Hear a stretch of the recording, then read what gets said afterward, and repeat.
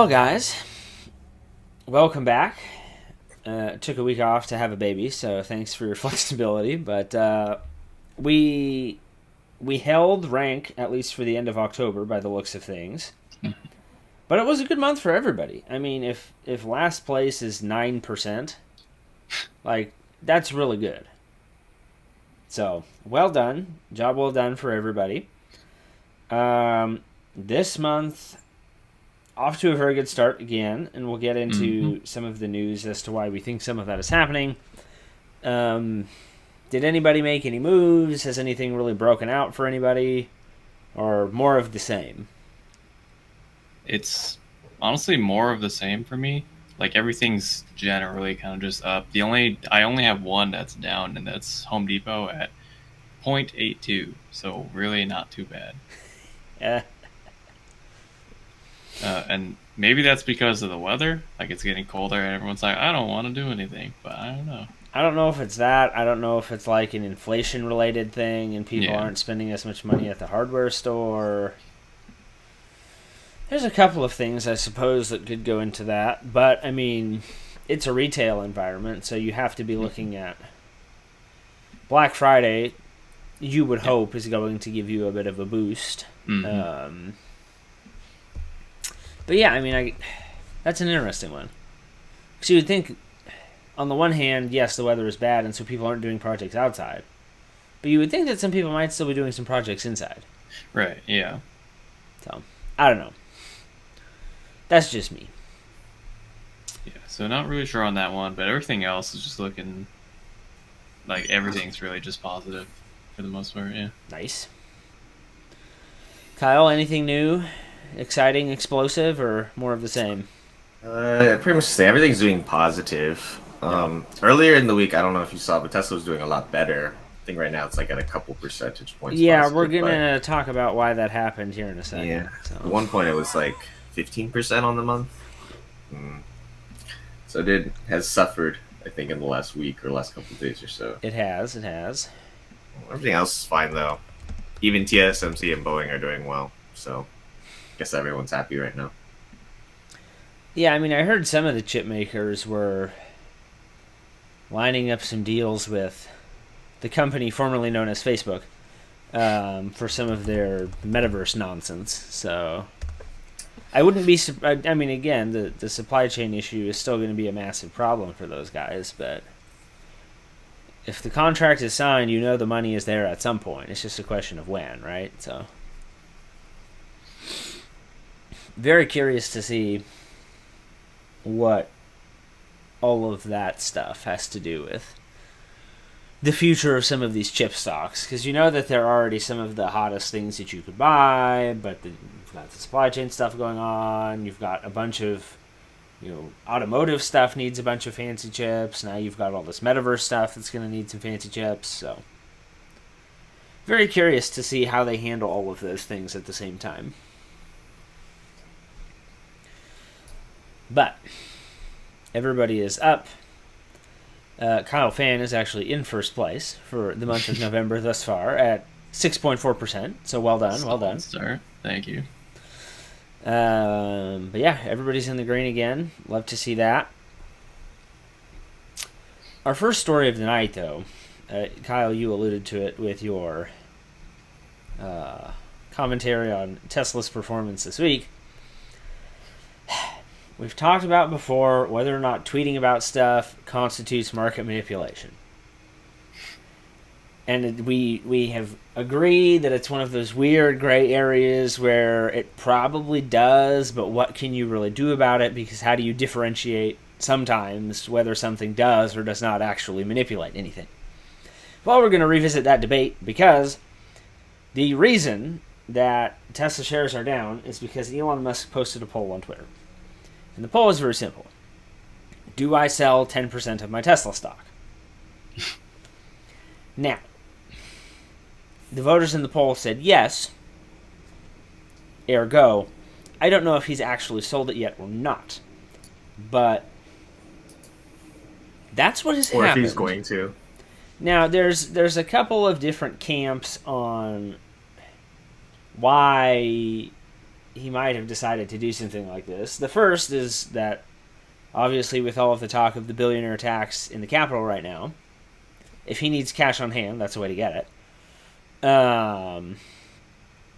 Obviously, he could just be looking for attention, like a lot of other things that he does on Twitter. And the third is that maybe he just is not that smart sometimes. I don't know. But it's kind of baffling, right? I mean,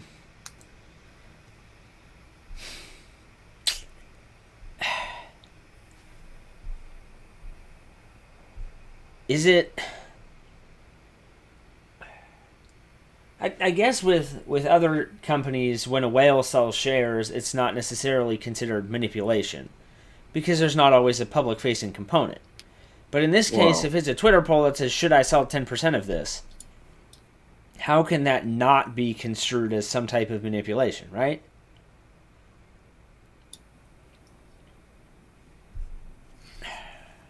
I mean, what do we think?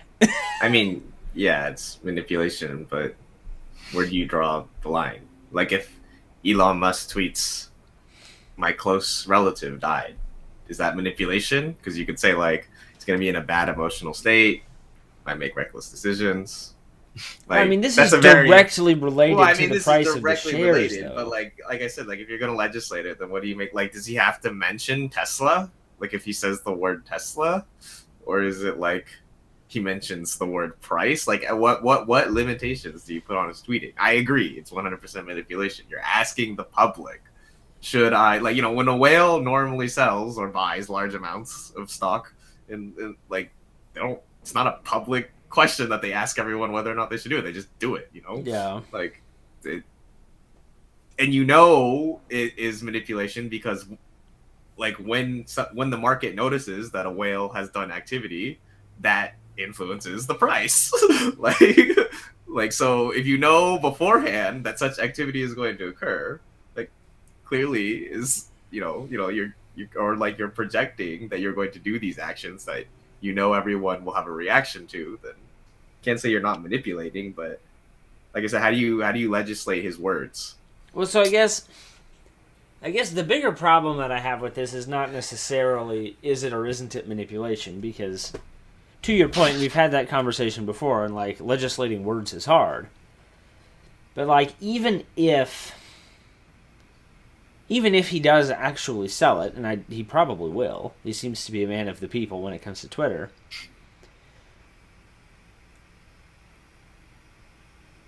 Is the current tax structure of only taxing realized capital gains, so whatever he has gained on that 10%, like, is that more, less, or roughly equivalent to what he would have paid under the new proposal? And if he's really... It just seems like, on the one hand, he's like caving to what they want, because if he actually sells it, the government will collect realized capital gains tax. So are you asking, is this a way for him to... Is he secretly avoiding paying... So, hypothetically, if a tax on unrealized capital gains, like the one being talked about in Congress, is passed, would he pay more under that if he didn't sell versus, likely, like... Is he taking his loss? Is he losing the battle to win the war, I guess is my question. It might be, I guess. I mean... Has he secretly outsmarted everybody already, and they just don't know it? But I mean, you say that outsmarting, but I don't think that that's a problem with, like, the people who want that type of tax. Like, if you decide to sell, because you don't want unrealized gains to keep getting taxed year after year, but, you take the money and you pay all your taxes up front, like, at whatever agreed upon rate the plan ends up being. We'll just say it's agreed upon, and everyone says maybe it's not fair, but at least it's okay.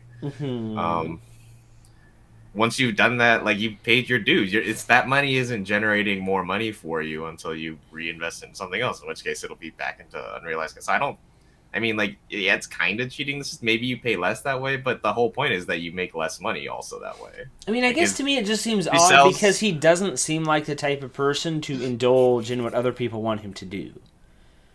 It seems Maybe he like, just wants as to much look as he hates altruistic. this tax proposal, why sell anything at all? Maybe he just wants to look altruistic. Maybe he does need cash for something else. I think people are jaded, though. I don't think that they buy this as a form of altruism. It doesn't have to be. I don't know. You're right. It might be him just trying to get ahead of the curve, but like, I don't see that as a problem necessarily. Like, I don't think it's necessarily gaming the system. Like the system that is being proposed is explicitly for that purpose. Like, you either sell, we'll tax you based on the cash you have, or you hold on and theoretically could make more money, but we tax you at a different rate because there's different, there's different potential rewards for you.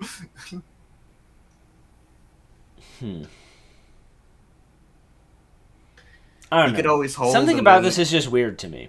Maybe I'm overthinking it. Maybe it's the sleep deprivation. I'm not sure. To me, this just seems. I mean, weird. like, it could be, like, yeah, I admit it could be a 5D chess move. I just saying, like, I don't think lawmakers care if it's a 5D chess move. Like, that's what I'm saying. Okay. Maybe the public would care. That's fair.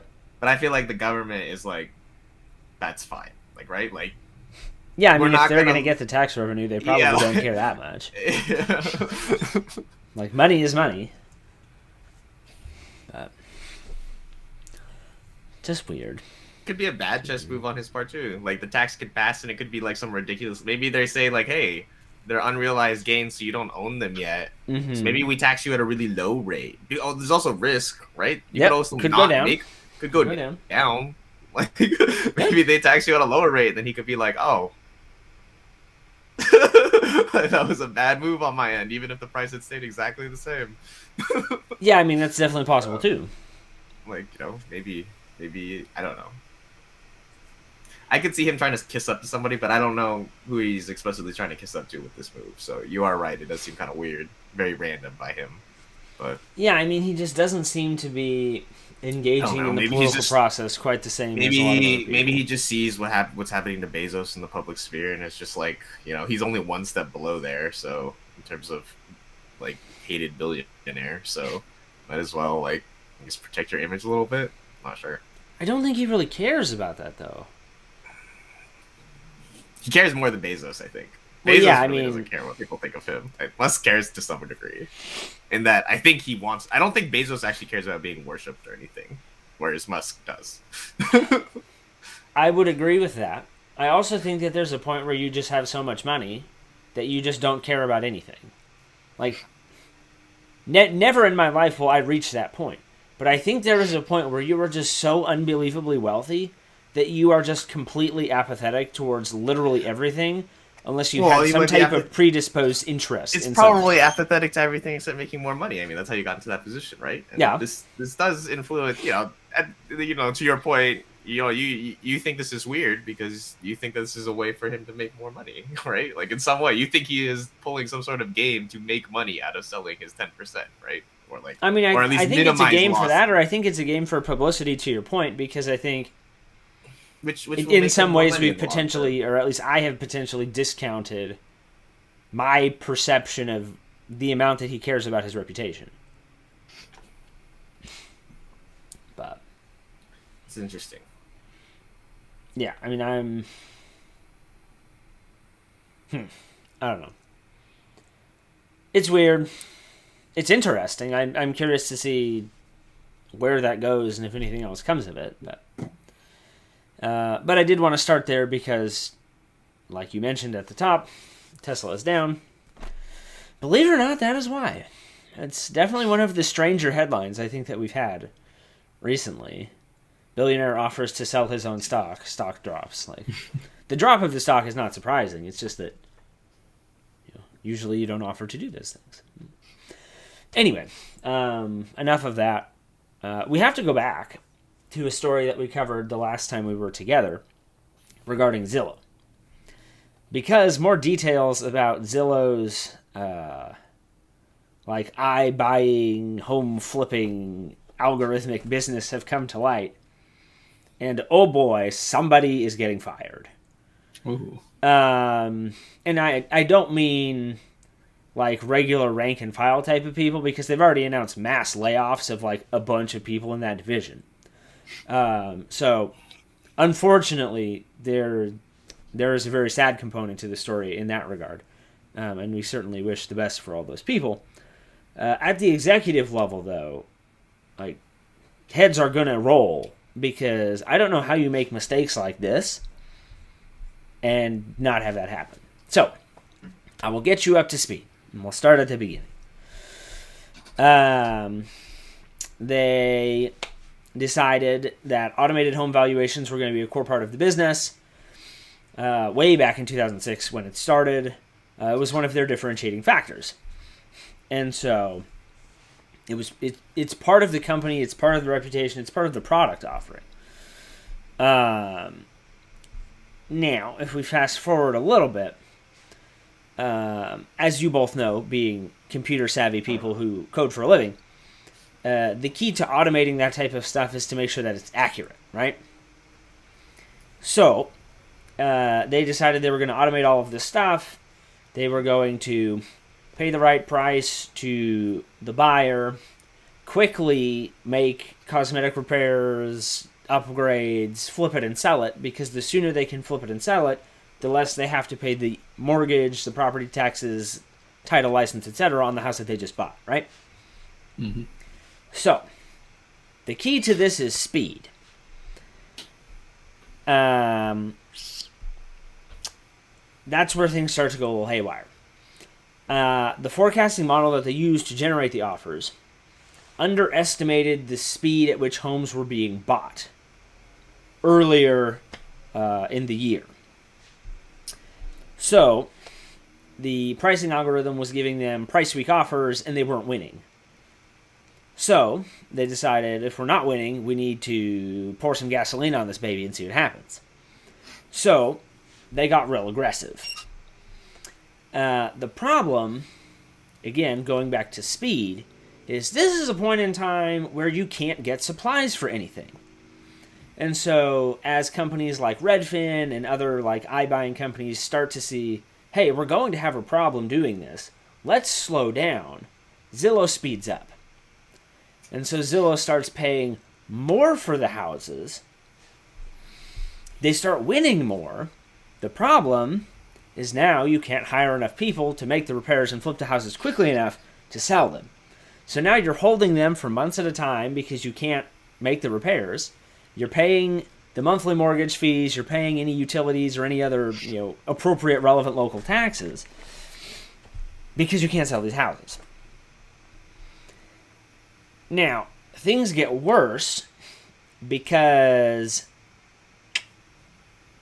when they went to sell some of these houses, the automated algorithm was listing them for prices below what they had paid for them. Oh, God.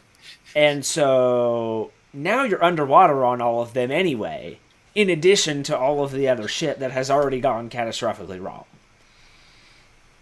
Some of it, I think, was on purpose of late because they're trying to discount the inventory before things get really, really bad. Yeah. But you cannot tell me that earlier on in the year that was a strategic move. I don't buy it.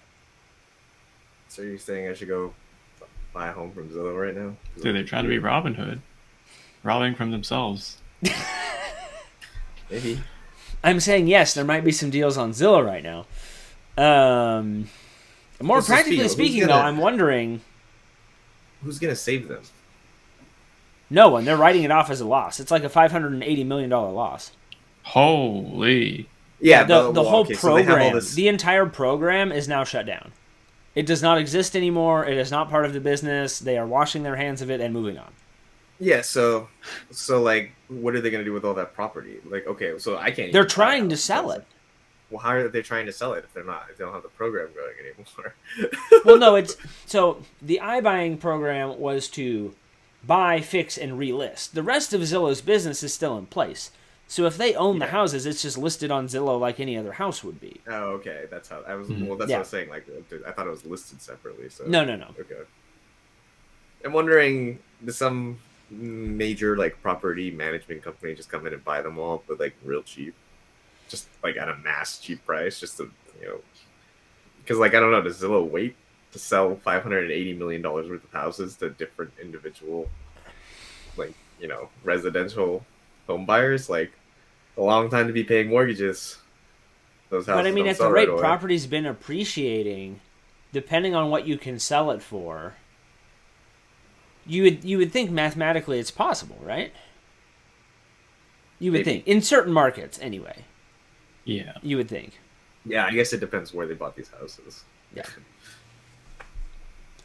The real question, though, as far as the purposes of this contest, is this a time to watch Zillow and try to buy the dip? So, if I pull up, I didn't have pricing information in front of me, so let me do that. So, in the last week, it has trimmed, are you ready for this number? 28.33% Jeez. in That's a big 5 fall. days. Whoa. So, $500 million lost. share price is now listed at 68.23. Now, I'm not particularly good at math, as both of you are well aware. But if I see something trading at a 28% discount, obviously there's still going to be some long-term implications from this catastrophic algorithmic experiment of theirs. But long-term, if you have faith in the housing market, this to me seems like a clear as day sign that this could be a buy. Yeah, I would say, I don't know. They probably recover on the whole as a company, right? Because, like you said, they're pretty established with the rest of their product. Yeah. Um, it hurts that they closed that field down completely. I mean, like, is Yeah. Redfin and stuff still doing their version? Or are they Lots of other also companies are still doing theirs, but from what I was reading, the pace at which they've been doing it has slowed way, way, way down. yeah? So They're definitely taking a far I more mean, cautious approach right now. it's going to kind of suck. Like, what if those take off? Would Zillow remake theirs? I don't know. Like, It's a great question. if that becomes like the major way for that industry to make money, you know, that could be a problem. But Mm-hmm. yeah, I don't think it stays a third of its price down, or a quarter of its price down between those two. So they're still going to be selling houses the normal way, Yeah. taking their percentage from whoever lists on there. Yep. So would you buy it? If I gave you $1,000 right now, would you buy $1,000 worth of Zillow? Sure. Yeah. I mean, I don't know if that would be the first thing I was trying to buy, but if you told me it had to be spent on Zillow, I don't think I would lose the $1,000. So yeah. Okay, well, let me rephrase the experiment then. If you had $1,000 of your own money and you had to invest it in something, would it be Zillow? Maybe. I would say yes. Okay. Yeah, I do think it's a good investment. Yeah. So, Kyle, you answered that fairly quickly, which tells me that you believe in the real estate market as a whole, but you're also fairly bullish on the Zillows and the Redfins of the world continuing to eat away at traditional brokerage. Yeah, because I mean, like, I don't know. I mean, it's just, it seems like the whole world is trending towards more, I don't know, streamlined or more like, Mm-hmm. I don't know. I mean, there's like, I don't know. I guess, yeah, it seems like there's, like, the whole world is trying to get rid of, like, the technology is replacing your Everything, traditional. Yeah. online services. Yeah, Automation is a trend. Yeah. So there's like, I mean, people don't even want to, like, people don't want to go to like car dealerships. So they're doing like those, I don't know, I think Carvana is like one of those apps. So They're a anything hot like mess, and we'll cover them. That's a topic for another week. But Okay, yeah. I don't really know about them, but yeah. It seems weird to me, but I guess yeah, it seems like it's trending that way. And then Zillow and then Redfin have been blowing up. Like I found my house through Redfin, so like we did. and then Yeah, we did too. yeah. And then like my mom still gets like weekly news mail from Zillow, so it's like Yeah. I don't know. I think a lot of people are using it. So while you said 580 million, I believe it something was like that. $586 million. Yeah. Yeah. So while that's a huge loss, I think it's still. I mean, it's still going to recover. The housing market is still ridiculous at the moment, and You believe in it long term. yeah. You're not going to get it back by the end of December, but No. you yeah, believe in it it's- enough to do it and just wait. Yeah. Okay. Yeah, I mean, whew, that's That is there are huge. mistakes, and then there are mistakes, Yeah. and this is definitely one of the latter. My goodness. Like, I'm looking at the chart. It literally fell off a cliff. It went from $105.72 down to 65, and now it's at 68. Jeez. So it is bouncing back a bit already. 60 to 68 is actually fair. Well, so it's gone up $3 a share in the last, 4 days. Yeah. So, yes. But it did almost cut itself in half. Yeah. Loosely speaking, of course. Just surprising to me, honestly. Yeah, I guess I wasn't so surprised it fell, but it was a lot, as you said. So I've always wondered to what degree dramatic movements in share price are actually linked to the fundamentals of what is happening versus the general public's reaction to news. How much of it is the math and how much of it is the human emotion of, oh shit, I better go do something about that. I guess that's true. So, I mean, it's a fair amount of both, but it's just one of the more interesting things, from a human behavior perspective, to just watch people react to that kind of stuff. Because money is involved, and a lot of retail investors may or may not even understand, their level of understanding is going to vary greatly. Some of them will know a lot, some of them will know very little. Mhm. So, it's just, it's interesting to me. But, speaking of retail investors, the infrastructure bill that has been in the news for what feels like a lifetime reached an agreement in Congress. It will now go to a vote in the Senate, which, of course, is there are no guarantees about anything in a vote in the Senate right now. But the reason I bring it up in this context is because I am obviously off of work for paternity leave, and I was watching a clip from Jim Cramer. And I don't normally do this, and I'm embarrassed to admit it. I don't normally watch these things because I think that a lot of it is kind of nonsense, right? You have dog and pony shows for every type of thing. If you turn on ESPN during the day, same damn thing just for sports, right? Every industry has these types of shows where there's a little bit of substance, but a lot of it is just theatrics. And I'm not picking on Jim Cramer. All of these shows they have their own bits. But I was watching it, and he made an interesting point about retail investors on the back of this infrastructure bill, where if the infrastructure bill in its current form is passed, we could see some really interesting upward movements in fairly dramatic fashion. Because his point on retail investors is that they're not nearly as cynical as the institutional people who do this for a living. They see good news, and they buy good news. It's a fairly A to B transaction. So-and-so makes this for the housing market, and the housing market is on fire, I will buy it, it will go up. Is a little bit more in line with retail investor psyche, or at least that's what he's alleging in this example, versus the actual fund manager who's looking at all of these ratios and trying to chart patterns and all this other stuff. They don't just see the good news and they buy the good news. They look at 21 million other things. So my question to you, if the bill passes, are there any, segments of the market that you would be interested in looking at as a potential opportunity to put some money in and ride a bit of a roller coaster? So, we're talking everything from raw materials for roads, you're talking anything that has to do with broadband, you're talking all kinds of, energy grid type of stuff. It's not a lot of uber sexy stock segments, make no mistake about it. But trillions of dollars is still trillions of dollars. The money's got to be spent.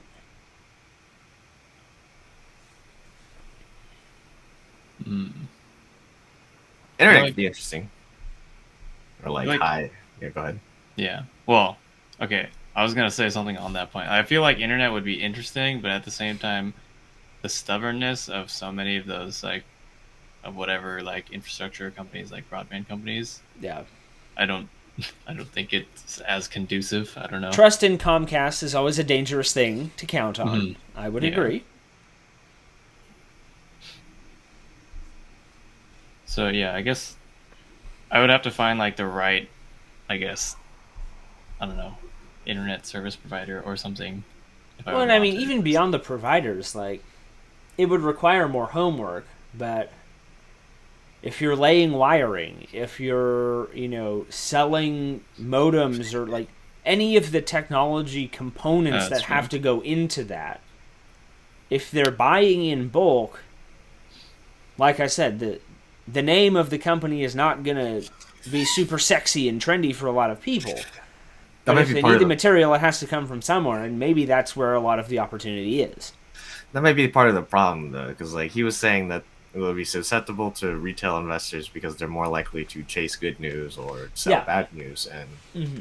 how many of them are going to actually be paying attention to news of a wiring company or a Fair road point. company or an asphalt supplier or whatever? Like, I'm not sure how much news of that exists for them to chase. Like, that has to start becoming news. Like, True. I'm not gonna lie. Like, myself personally, I'm not currently thinking of buying any of these things. Like, I haven't thought about it at all. Not even with any of your million fake dollars? No, I like. Oh yeah, with my. Well, I mean, are they gonna be like? Is that the thing too? Like, are they gonna be immediately available to trade on? Like, Yeah, I mean, we obviously don't know. Like, purchase orders have not been signed, right? There are no contracts, yeah. there are no agreements as far as who is providing anything at this point. So you're gonna want to wait for that news first. I would have a hard time believing that there's not going to be a decent amount of opportunities. If you want to buy in, there will be opportunities to buy in. I think it's a timeline thing, though. To your point, like, retail investors usually get really excited, and the length of time between idea and actual execution or purchasing, actually making a trade, I would imagine is a little bit shorter of a timeline, right? You want some type of instant gratification, you've got some FOMO going on, like whatever it is, you want the stock in your portfolio. And so for this, even if it goes to a vote and even if it gets passed tomorrow, which I don't actually know when the vote is happening, I would have a hard time believing that they're immediately going to start, handing out huge amounts of money to say, hey, hit the ground running, do all this now. It's going to come in phases over like a decade. And so I wonder how much patience in the retail market there will be for some of this.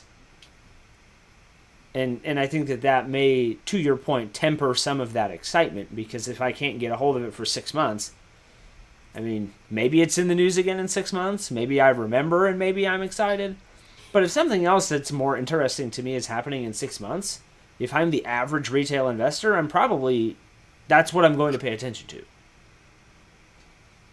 So, I wonder. Because I could see it going both ways. I also think that it may have something to do with what more institutional folks want to do, right? I mean, that's how we got into the whole GameStop thing to begin with. Retail people saw that uber wealthy people were way overexposed on shorts of GameStop. Like, I doubt anybody's going to be shorting a ton of infrastructure stuff if the bill passes, but if they get wind of funny business, that would be a logical place for them to start based on what we've seen in the last year. So, lots to follow, lots of interest, but it sounds like collectively you guys are a little bit less. You believe less in the power of the retail investor just because of the type of companies that are involved. Yeah, it sounds about all right. Just because, yeah, I mean, yeah, the flashiness, like you mentioned, is just, I think it has a huge effect on it. Yeah, there's just not as much appeal. Like, it's not as exciting. Like, it sounds bad, but like You have to do your own research to find Yeah. out. Yeah, That that's starts another thing. becoming, It's very different.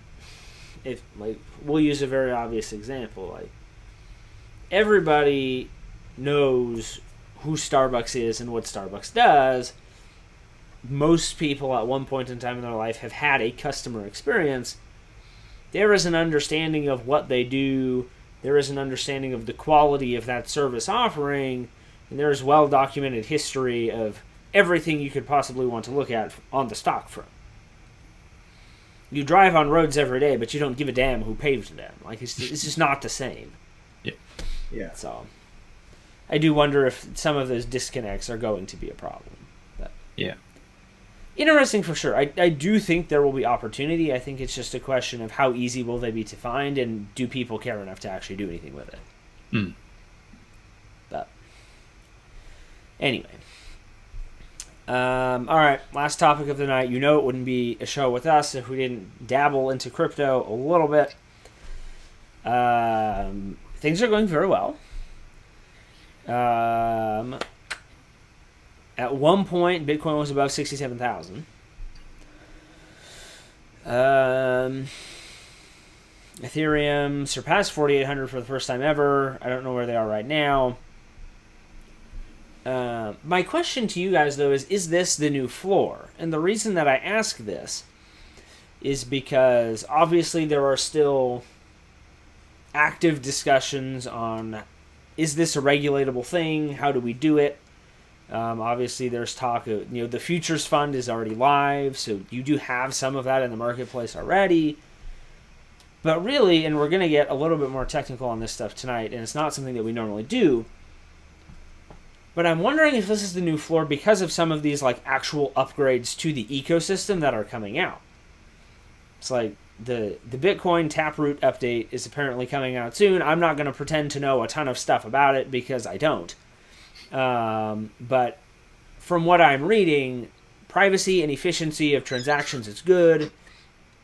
And it apparently is going to make the smart contract execution piece a lot more functional, accessible, whatever word you want to use. Apparently it's going to be fairly important. Ether apparently already made an update in late October that, I mean, people who validate stuff on the Ethereum network apparently care a great deal. Not many other people do. So I don't know if that one is quite as, I guess, responsible or capable of establishing a new pricing floor. But what do we think? And I know that you guys probably follow some of the technicals of this a little bit more than I do. What do we think? I mean, I guess, yeah, it's new floor or like level of resistance because of the kind of legal holding pattern that everything is in. Yeah. And yeah, you're right. Like the general environment supporting it seems to be trending in a positive direction. Mm-hmm. But I don't think it's the floor in the sense that like there could still be legislation that comes out or just total loss of confidence in the concept in my mind, where it could it could theoretically be zero. So I mean, I guess you could say that about any investment, but I think crypto still has a fairly high level of potential to just totally bottom out. To be fair, there's probably an equal amount of chance that something comes out that causes it to moon the other direction. Yeah, so I mean, for context, for context, JP Morgan has a short-term price target of $73,000, with a ultimate prediction of a price somewhere in the ballpark of $146,000. So that's over double. Yeah, more than double what it is now. Jeez. I don't know how much time would have to pass before. I don't know what date is associated with that projection, but I mean, more than double. You don't see that type of price prediction with like any other asset in the market. Like it just does not happen. Yeah. So I think it's a new comfortable point for it for sure. Okay, so you're buying that this is a new comfortable spot. The days of it around 50,000 are probably gone. Yeah. Okay. I mean, like, some major news could come out. Or, like, some positive news could come out that could cause a big swing up, and then, I don't know, maybe an overcorrection downwards afterwards. Like, there was when Tesla announced that they were going to buy Bitcoin, it suddenly shot Yeah. through the moon Yep. and then cratered like a week or two later Yeah. because everyone realized, like, oh, everyone bought it because Tesla said something, not because it's actually done anything new in the last week. Yeah, I So, mean, I think the important part here is like for anybody, like don't hear what people aren't saying, right? It's not that this is going to eliminate the volatility from crypto as an asset class. I think there will always be insane levels of volatility relative to other things in the investment market. But to your point, it certainly feels as though we are getting to a spot where those type of movements would have to be associated with far more dramatic news or far more dramatic developments than previous. yeah, I mean, to your point, you said it was up over 67,000 at one point. Yeah, I mean, right? I'm looking Now at it it's right like, now. It's at 68,261. yeah. So, um, I don't know if it stays in the high 60s, but seems like they're pretty comfortable being in this zone. I guess is my thought over the Yeah. last month or so. It's had opportunities to fall back below, but seems like the dips were very small and continued to just generally trend up. Yeah. I don't know if we pass up 70. Like, I'm not sure where the ceiling is going to be, I guess, and I don't know what it would take to move past that next ceiling either. Like, some news I think also has to come out positively affecting cryptocurrency in some way, or Bitcoin. Yeah, I mean, I think you're at a point where you're looking for more technical updates, you're looking for more widespread adoption, you're obviously looking for some clarification on the regulatory front. Like that's where the news is going to have to come from if you're looking for the more dramatic, to the moon type of movements. At least in my mind, I don't know of anything else offhand. I mean, other countries pulling in El Salvador, perhaps, like that type of stuff could certainly contribute, but I don't know how much positive movement would come from something like that compared to, hey, you're going to be able to readily buy this on any place that sells mutual funds and ETFs can now sell this. Like, if that happens, all hell is going to break loose. I think it drops dramatically in the short term if that happens, but then obviously the long term value of it is far more optimistic. I mean, Does it ever become a currency though, or does it just stay like basically a commodity? I struggle to see it ever becoming a currency, and I've said this from the beginning. The problem I have with it as a currency is that it's too valuable to spend. Like, the reason I spend US dollars is because A, I am paid in US dollars, but they're so common that I know if I need to go spend $100, like, is that a reasonable amount of money? Yes, but it's a reasonable amount of money in a week. That's yes. the thing. The problem is that if I sell part not... of a Bitcoin at $73,000 and the next week it's at 80, that doesn't feel very good. Like, it's worth way too much to ever get rid of. Like, that's why I'm approaching this of, like, if you're going to buy it, hold it for 20 or 30 or 40 years, because, like, what else are you supposed to do with it? Well, it's great irony is that its only value is as a currency. Yes. But no one wants to spend it because it's too valuable. And yet everybody is buying it up. Innately, if no one ever spends it, it innately makes it worthless. But yes, it does. So, but like, see, this is why when the people say thing to NFTs counter are that, dumb, though, is that now that you have large banks and hedge funds actually buying crypto, there will be enough movement of it on exchanges to artificially prop up some level of value. Is it 60,000? Is it 70,000? Is it 45,000? I don't know. But I think it's at a point where there's enough mainstream interest that even if people never really spend it in the way that you would any other currency, there's enough interest in it as some store of value that movement back and forth in the marketplace will facilitate some type of, I don't want to use the word stability, but it's what's coming to mind. Like there will always be some level of value just because of that activity. But that's my take on it. I'm obviously not the world's leading expert on anything, so take that for what it is. But Kyle, what about you? Is this a new floor? Yeah, I mean, it's been sitting pretty comfortably around that, like above 58 to 60. Yeah, it's been like there's like a range, I think, right, in the last couple weeks. So it seems like it's pretty comfortable here. Yeah, I mean, I'm not gonna say it's a permanent floor. It may be a trap door. It could be an elevator. I don't know. We'll see. But yeah, I mean, it seems like I don't know. I don't think it's really fluctuating that hard right now. I keep getting notifications on a crypto tracker app. Yeah. And it's like, oh, Bitcoin's up whatever percent. I'm like, dude, again? Yeah.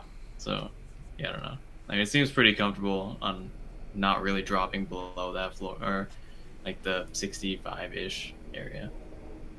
Yeah. I am very curious to see what happens. I think between now and the end of the year will be really interesting just because there's a lot of concerns with inflation right now, but yeah, I am having a really hard time finding reasons to say this is not a floor. To me, it feels like a floor. So, yeah. Obviously, floors are not hard set. I mean, but I think this, where it is now, is in the ballpark of where the floor will be for a while. Yeah.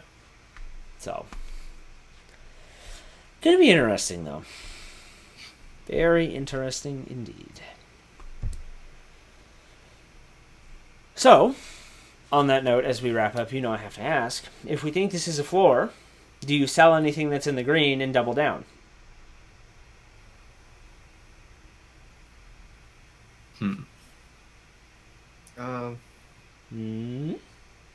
Guess maybe you could, but I don't know. You could throw that at like Tesla too. 'Cause Tesla's down, like we were talking about. Like, Yeah. do you think long term that tweet is going to really harm Tesla's value? Probably not. So, could jump in on that a little bit. But yeah, I mean, well, it's at 68 right now. We said the floor was 60, so you do have potential to take a little bump there, if that's what we're saying. I mean, I don't know that the floor is necessarily as low as 60. Where would you put it at? I would put it at around like 61, 62. Yeah, I mean, I think the floor is somewhere probably between 60 and 65. 65 might be too generous, but yeah, the floor is not 68. We all agree that the floor is not 68. No way. So yeah, I suppose even there is some room there. Because like I'm trying to figure out, is 70 the new ceiling? Like, are we just doing increments of 10? Like, is 70 going to be a ceiling? In which case, even if you think the floor is 65, ceiling being 70 limits at 6,800 what you can make off of it. Well, and that to me is I'm glad you brought that up. I think that's a very interesting question. What does the market do when it hits 70? Because there's something in the way that the human brain is wired, like that milestone, that nice even, hey, it's up 10 grand over the last what we thought was the floor, or 20 grand over the last floor. Like, I think that people will react to that. That is going to be a noteworthy day. Just even numbers, or those nice round numbers stand out in your brain. Yep. Because they stand out in your brain, you perform an evaluation check at those times. Like, what is my investment? What is it worth now? And you realize, oh shit, that's a number that sounds like it would be kind of nice to just have in cash. Maybe could be a nicer number. Maybe it could also be a worse number. But yeah, you're right. Like, at 70,000, a lot of people will do some evaluation. They'll be like, "Oh shit, it hit 70,000." I mean, like, it's probably not just human at this point too. Like, your phone probably is likely to notify you when it hits a $10,000 increase or Yep. whatever. It's probably something that it's triggered by multiple things. So it's like there probably will be a moment of evaluation there, and I'm curious to see, does everyone sell to make money at 70,000 and it just stays there, or do we just blow past that? Maybe 70,000 is a trigger for people to buy more. 'Cause Maybe. they say, "Oh, it's doing really well."